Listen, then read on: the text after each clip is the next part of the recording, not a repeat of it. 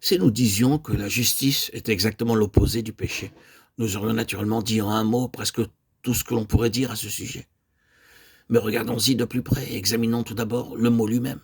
Le mot justice est inclusif. De même que l'iniquité englobe d'autres aspects du péché, ainsi la justice inclut d'autres notions. Il y a le mot sainteté, par exemple. Il y a le mot sanctification, il y a le mot consécration. Tous ces mots se retrouvent dans le mot justice. Qu'est-ce que cela signifie?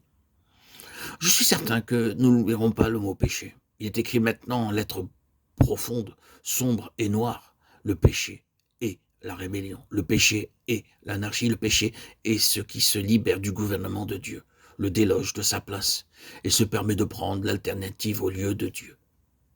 Évidemment, quand nous péchons, nous ne voulons pas consciemment dire cela. Ce n'est pas prémédité ni désiré, mais c'est ce qui est impliqué et inclus en réalité. Quelle est donc l'essence du mot justice? La justice est cette nature de Dieu qui est parfaitement ferme, parfaitement pure, parfaitement transparente. La Bible emploie des symboles différents pour caractériser la nature de Dieu, tels que le cristal, le jaspe. C'est ce en quoi il n'y a absolument aucun mélange, ce en quoi il n'y a rien de contraire, l'un par rapport à l'autre. Car la Bible nous montre de façon parfaitement claire que le mélange ou la contradiction est ce que Dieu abhorre tout à fait. Dieu ne est rien autant que le mélange, c'est-à-dire deux éléments contraires mis ensemble, deux royaumes différents mis en association, tous deux étant d'une constitution différente. Rappelons à ce sujet quelques types de l'Ancien Testament. Tu ne laboureras point avec un bœuf et un âne attelés ensemble.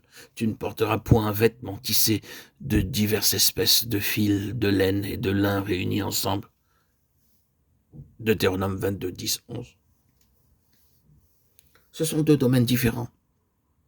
Le lin repousse la chaleur du corps, la laine la conserve. Il y a donc conflit entre les deux choses. Ce ne sont là que de simples illustrations ou images de quelque chose de très profond. Dieu est le mélange. Sa nature même s'oppose aux éléments contraires. Sa nature est absolument transparente, ferme, pure. Voilà ce que l'on appelle la justice. C'était toujours ce que réclamaient les prophètes.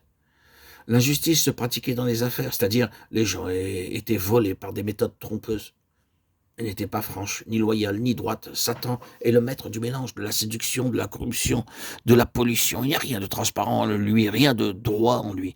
Il vient toujours avec des détours de façon ou d'autre pour retirer un avantage par un acte malhonnête, par la couardise.